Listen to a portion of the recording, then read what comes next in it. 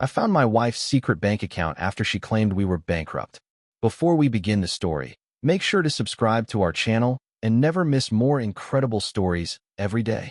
I was eating a 99-cent ramen noodle cup when I realized my wife had $400,000 hidden in the Cayman Islands.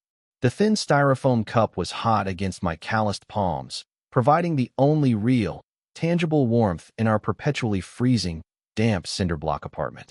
Outside, the bleak November rain lashed relentlessly against the single, grime-streaked window, distorting the flickering neon glow of the late-night pawnshop across the street.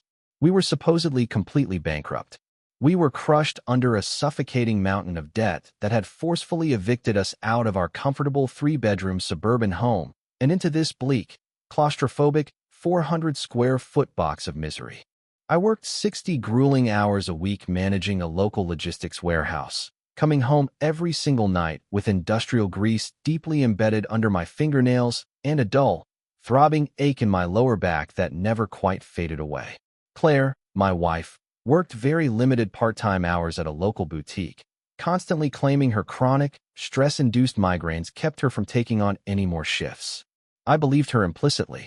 I carried the soul-crushing guilt of our financial ruin like a physical weight, a heavy rucksack of jagged stones strapped tightly to my chest. It was exactly 3 a.m.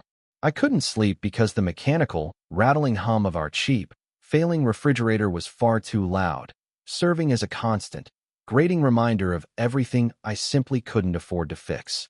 I opened my weathered, scratched laptop, desperately intending to check if my meager direct deposit had finally cleared so I could pay the overdue heating bill before they completely shut off the gas. Instead, I saw a browser tab Claire had accidentally left open in her frantic, exhausted rush to bed. It wasn't a local credit union or a standard checking account. It was a highly secure client portal for a boutique offshore wealth management firm I had never heard of in my life. The screen glowed with a cold, clinical blue light, illuminating the dark, exhausted bags under my eyes. Account balance, $412,580. 00. I stared at the digital numbers until they physically blurred in my vision. My tired, frantic mind desperately tried to rationalize it all. A weird system glitch. A fake demo account. A malicious pop-up scam. But then I clearly saw her full legal name. Clear as day. Registered to an unfamiliar P.O. box located all the way across town. The entire narrative of my adult life, the grueling struggle, the shared sacrifice, the devastating bankruptcy, was fracturing right before my tired eyes. Every skipped meal, every time she cried loudly over an empty bank account, every apology I whispered. The realization hit me with the force of a physical blow, cold and absolute.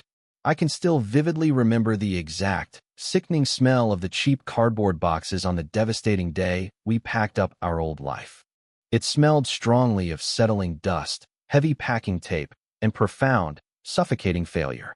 Diane, Claire's mother, had stood aggressively in the center of our cavernous, empty living room, her expensive cashmere sweater presenting a stark, mocking contrast to my sweat-stained, faded work t-shirt. She sneered at me with pure, unfiltered contempt while holding a designer coffee. I specifically told you he couldn't ever properly provide for you, Claire. Diane had muttered loudly enough for my ears to easily catch the venom. Claire had just collapsed onto the bare hardwood floor, burying her face in her hands, her shoulders violently shaking with loud, theatrical sobs. We had been forced to abruptly sell the beautiful house at a massive loss to urgently cover a series of disastrous investments and sudden debts that Claire had exclusively managed. Because I was constantly working brutal double shifts at the warehouse, I had blindly trusted her to handle all the household finances, the tax filings, and the savings accounts. I deeply believed the fabricated story that the devastating market fluctuations and a few bad medical bills had completely wiped out our hard-earned nest egg. The immense guilt of utterly failing my wife, of failing to protect our future, physically gnawed at my stomach lining every single day. We moved into the cramped, mold-smelling apartment, and she immediately perfected the agonizing performance of a deeply broken, suffering woman. She would bravely sigh while looking at price tags in the discount grocery aisle, dramatically returning small items to the shelves. She would tragically skip dinner, claiming she just wasn't hungry, silently weaponizing my intense feelings of inadequacy. I worked myself into the ground, taking on every grueling overtime shift, sacrificing my health to keep the basic utility lights on. I believed every single desperate tear she shed on that cold, empty living room floor. Crushing poverty always has a very specific, undeniable texture. It is incredibly rough, threadbare, and usually smells vaguely like generic laundry detergent and stale cooking oil. We lived in that miserable texture every hour of every day, which made the sudden physical anomaly so utterly jarring. It was a cold, miserable Tuesday evening, and I was dutifully taking out the overflowing kitchen trash because the cheap plastic bag had ripped open at the seams. Wet coffee grounds and discarded food wrappers violently spilled all over the sticky linoleum floor. As I knelt down to frustratingly clean up the disgusting mess with a damp paper towel, I noticed a crumpled, unusually thick piece of pristine cardstock mixed in with the slimy debris. It wasn't a cheap grocery receipt. I carefully smoothed out the heavy, watermarked paper on the cramped kitchen counter under the flickering fluorescent overhead light. It was an itemized receipt from an incredibly exclusive, upscale downtown salon and day spa. The bold, black ink clearly read, total, $385. Paid in full via Visa, ending in 8812. My exhausted brain completely stalled. We absolutely did not possess a Visa card ending in the digits 8812. Every single one of our joint credit cards had been meticulously cut up and thrown away during the worst of the supposed bankruptcy proceedings. Later that tense evening, when Claire finally walked through the flimsy front door, I casually complimented her subtly different, very stylish haircut.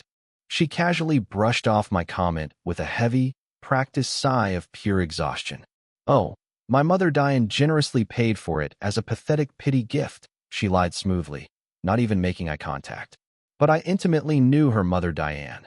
That bitter, calculating woman vehemently hated spending a single cent on Claire as long as she remained married to me. A cold, dark seed of intense paranoia suddenly took root deep in my chest. The receipt crinkled in my hand, a tiny white flag signaling a massive, unseen war. The atmosphere inside our tiny apartment immediately shifted from depressing to suffocatingly paranoid. Once that dark seed of doubt was planted, I simply couldn't stop obsessively noticing the subtle, glaring inconsistencies in her daily performance. I began silently observing her every microscopic movement with the clinical, detached precision of a nighttime detective stalking a suspect. It happened on a rainy Thursday morning while I was desperately trying to fix a leaking pipe under the bathroom sink, my hands covered in grimy water. Claire had carelessly left her sleek smartphone resting face up on the chipped Formica kitchen counter, the screen completely unlocked. Suddenly, a bright push notification violently popped up, illuminating the dark kitchen. It wasn't a standard text message or a social media alert. It was a highly specific, encrypted banking alert from an app logo I didn't recognize at all. The brief text read, "Wire transfer of $4,500. 00 successfully cleared." My wet, trembling hand instinctively reached out to grab the glowing device, my heart pounding loudly in my ears. Before my fingers could even brush the glass, Claire materialized from the narrow hallway, snatching the expensive phone away with a panicked, breathless, and incredibly fake laugh. "Oh, just more annoying spam emails from those relentless debt collectors," she falsely claimed, rapidly slipping the device deep into the pocket of her faded jeans.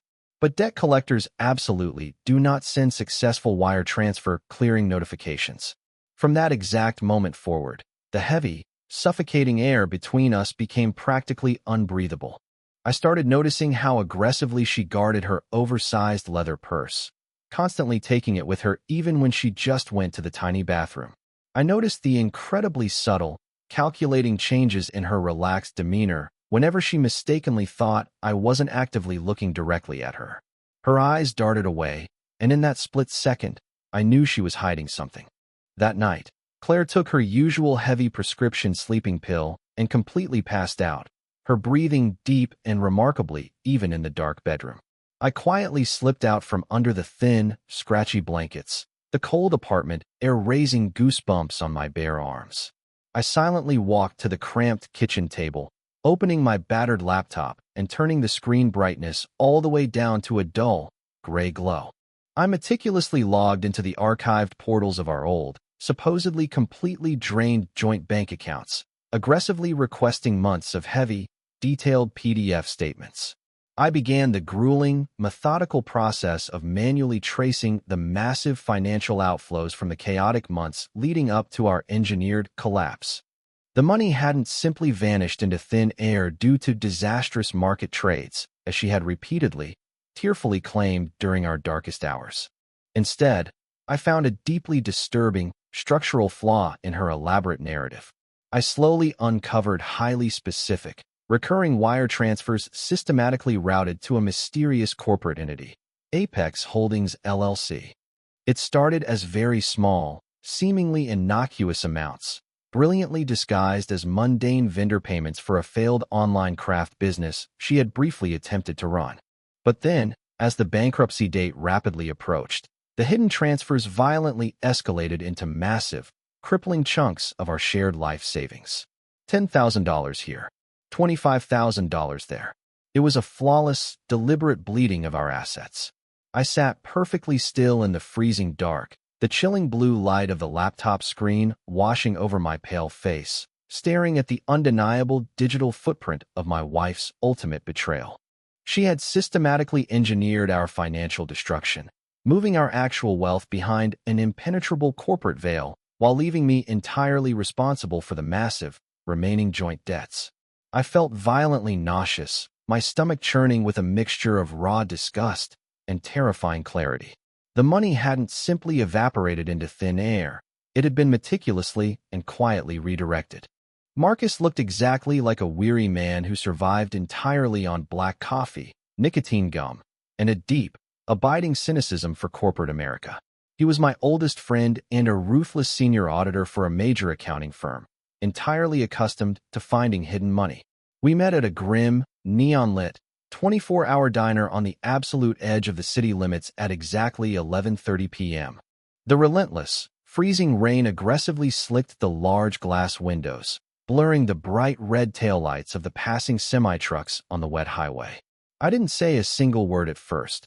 I simply slid the thick, heavily highlighted stack of printed financial statements across the sticky, syrup-stained laminate table. Marcus silently adjusted his thick glasses, pulling a red grease pencil from his jacket pocket, and immediately went to work on the numbers. For 20 agonizing minutes, the only sound was the clattering of cheap diner silverware and the harsh scratching of his pencil against the paper. Finally, he leaned back in the creaking vinyl booth, vigorously rubbing his tired eyes. "This is classic, textbook layering, Arthur," he explained in a low, grave whisper, pointing directly at the routing numbers. She used Apex Holdings LLC as a primary shell company to completely wash the funds before moving them offshore.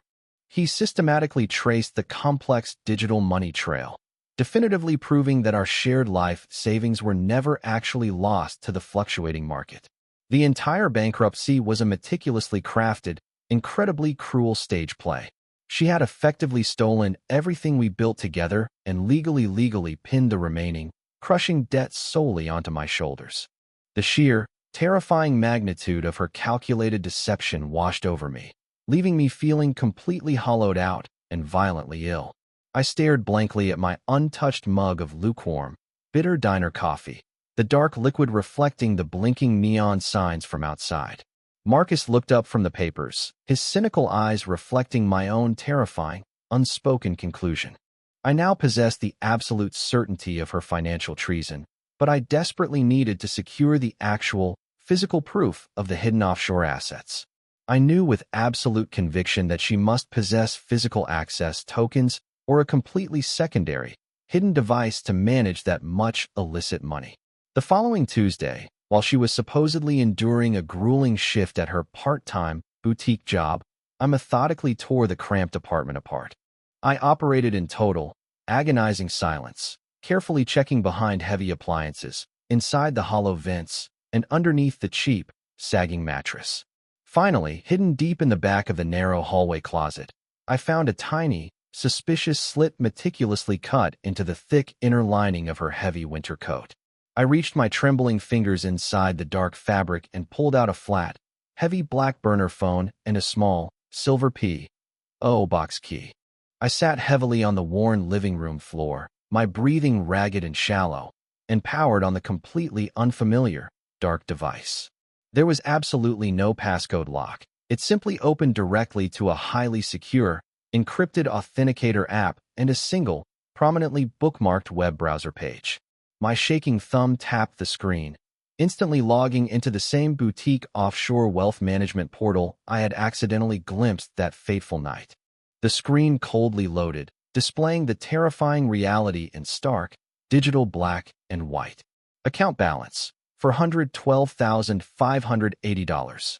00. I stared at the massive sum, completely paralyzed by the sheer, unadulterated cruelty of the exact number glowing back at me. I was literally sacrificing my physical health, destroying my spine working 60 hours a week, strictly rationing cheap ramen noodles to survive. Meanwhile, she possessed nearly $500,000 sitting perfectly idle in a tax haven, entirely shielded from my desperate, crushing poverty.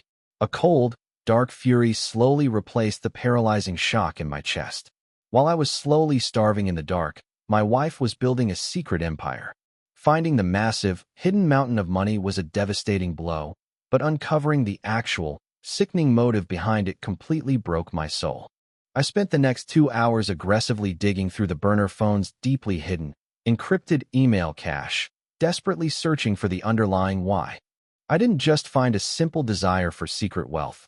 I uncovered a meticulously planned, incredibly ruthless, long-term exit strategy designed to destroy me. There were dozens of detailed, forwarded emails corresponding directly with a high-powered, incredibly expensive divorce attorney located 3 states away.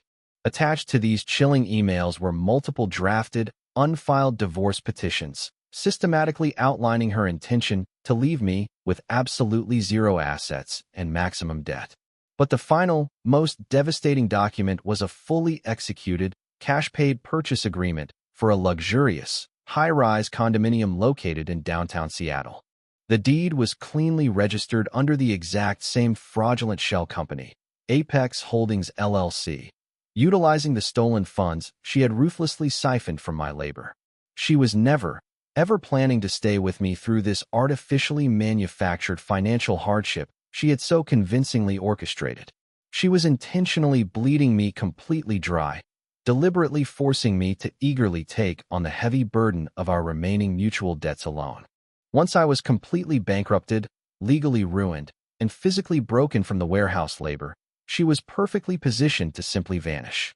She would easily wipe her hands clean, move to her luxury condo, and live an incredibly wealthy, entirely unburdened life built entirely on my destroyed corpse.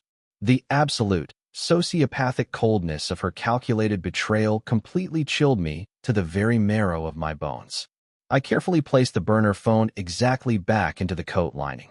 She wasn't just hiding money from me. She was actively financing my complete financial destruction.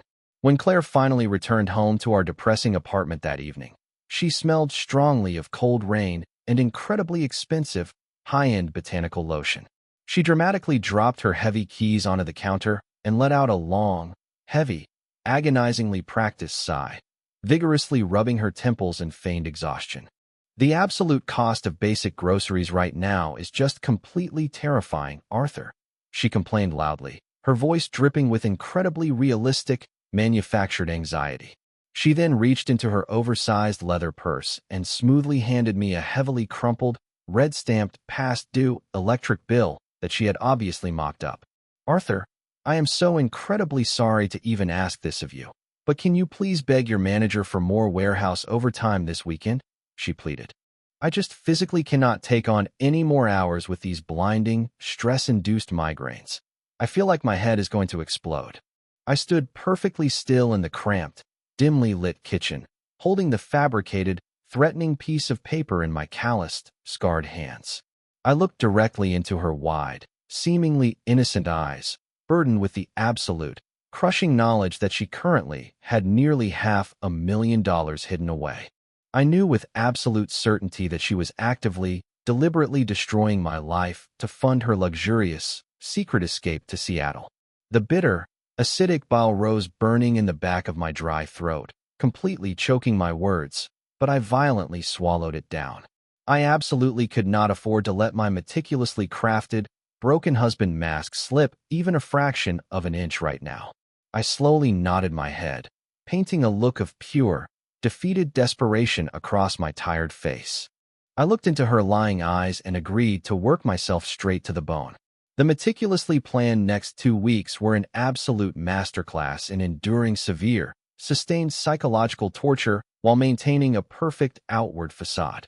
I continued to gruelingly work my physically demanding warehouse shifts, lifting heavy crates until my battered spine screamed in pure, white-hot agony. But during every single precious, 15-minute lunch break, I sat alone in my beat-up car, aggressively scanning critical documents with my phone. I ruthlessly photographed every single hidden ledger entry, every offshore bank statement, and every damning email stored on her concealed burner device. I systematically forwarded every single piece of explosive, undeniable evidence directly to Marcus's highly secure, deeply encrypted server located across town.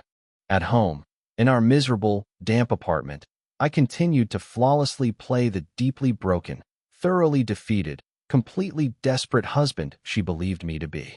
I gently massaged her tense shoulders when she tearfully complained of her fabricated, debilitating migraines, offering her useless words of soft comfort. I apologized profusely and repeatedly for my absolute failure to adequately provide a comfortable life for her, actively feeding her twisted, monstrous ego.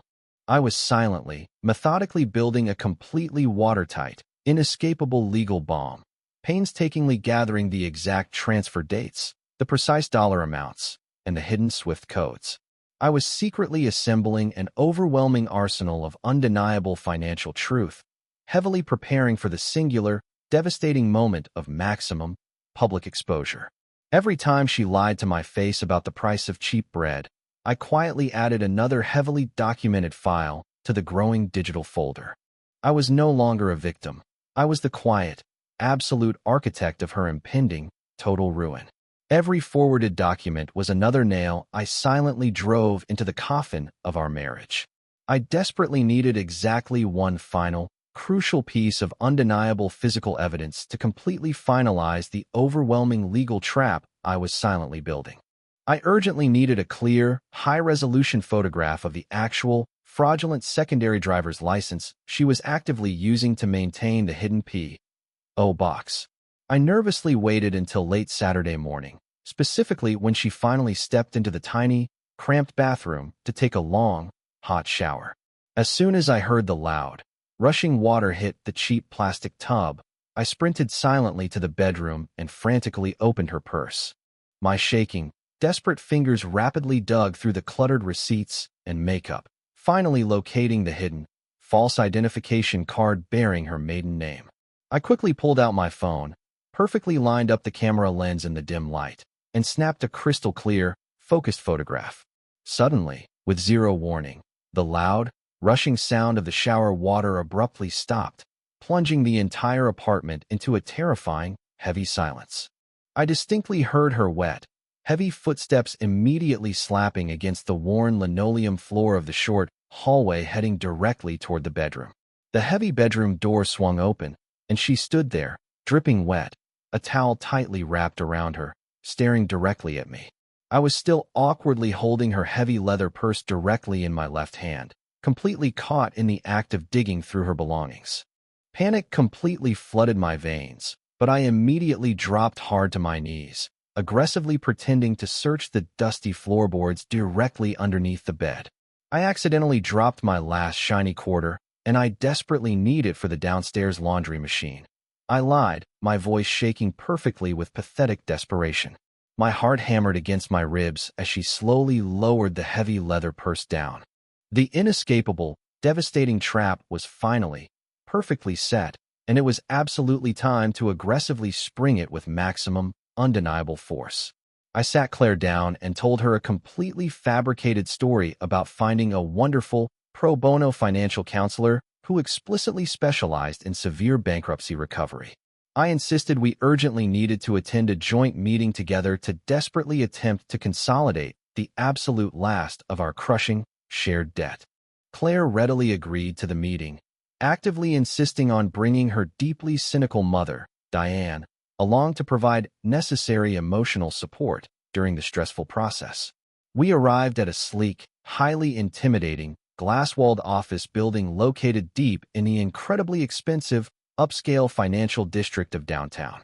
We didn't walk into a counselor's office. We walked directly into a massive, sterile conference room belonging to my incredibly ruthless, newly hired forensic attorney. Marcus, acting as the independent financial auditor, was already sitting silently at the massive, polished mahogany table, his face an unreadable, stony mask.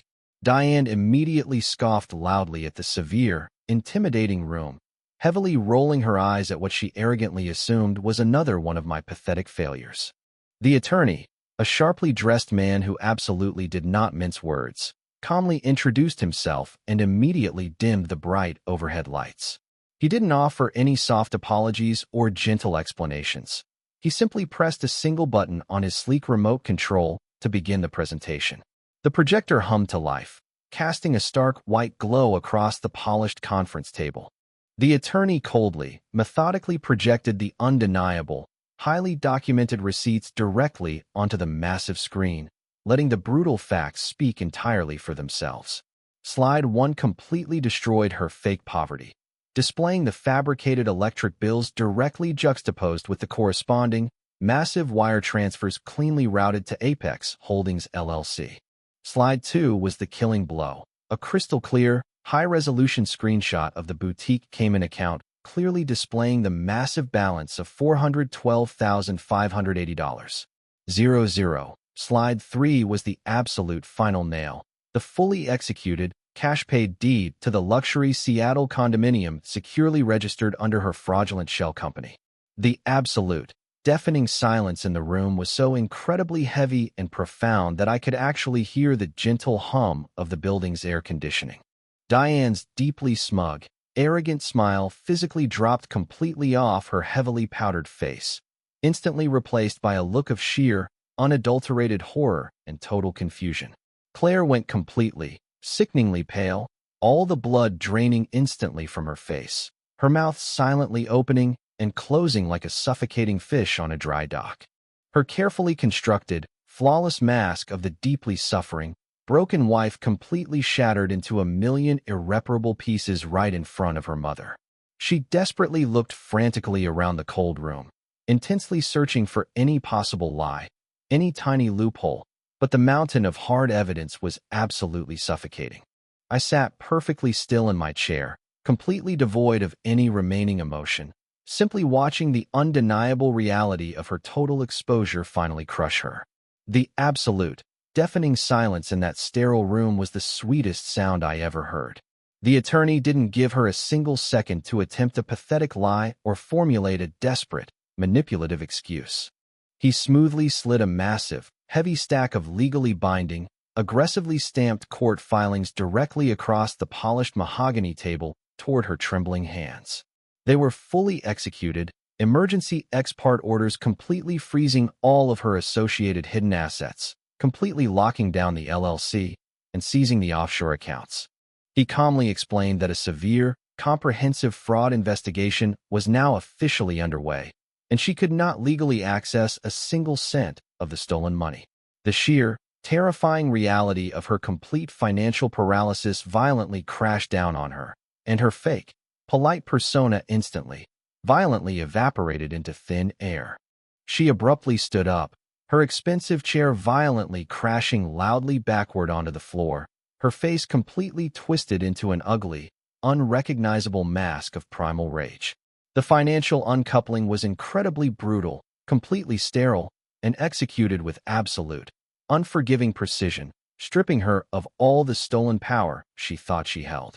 I felt an overwhelming, intense physical relief violently wash over my entire body, completely shedding the massive, false guilt I had carried for years. I finally stood up from the heavy table, adjusting my worn jacket, and calmly turned my back on the absolute chaos I had meticulously orchestrated. I didn't utter a single word of anger or vengeance. The cold, hard, undeniable legal documents had flawlessly done all the aggressive screaming for me. She screamed my name in pure rage, but I was already walking away forever. 6 grueling, complicated months have fully passed since that explosive, devastating meeting in the cold conference room, and the heavy rain has finally stopped. I am currently sitting alone in a remarkably clean, quiet, and incredibly peaceful new apartment located on the completely opposite side of the bustling city. Through the aggressive, relentless legal process, I successfully recovered my exact, rightful half of the deeply hidden assets she had so ruthlessly stolen from our life. Claire is currently facing incredibly severe, life-altering civil penalties, complete financial ruin, and a very real, looming criminal probe regarding massive wire fraud and tax evasion. The suffocating, deeply physical exhaustion that plagued my every waking moment for years is finally gone, permanently replaced by a cold, hard, and undeniable wisdom. I slowly sip a cup of truly excellent, incredibly expensive black coffee, calmly watching the golden morning sun rise beautifully over the distant, glittering city skyline. I absolutely do not regret the ruthless, methodical path I chose to forcefully take back the life and the dignity that was violently stolen from me. The deeply traumatic ordeal fundamentally changed the core of who I am, permanently stripping away my naive, blind willingness to simply believe what I am told. I will never again blindly hand over the absolute control of my life, my finances, or my future to another human being without intense scrutiny. I take a deep, cleansing breath of the fresh morning air, completely ready to finally start over on my own terms. Trust is a beautiful, necessary concept, but verification is the only thing that guarantees survival.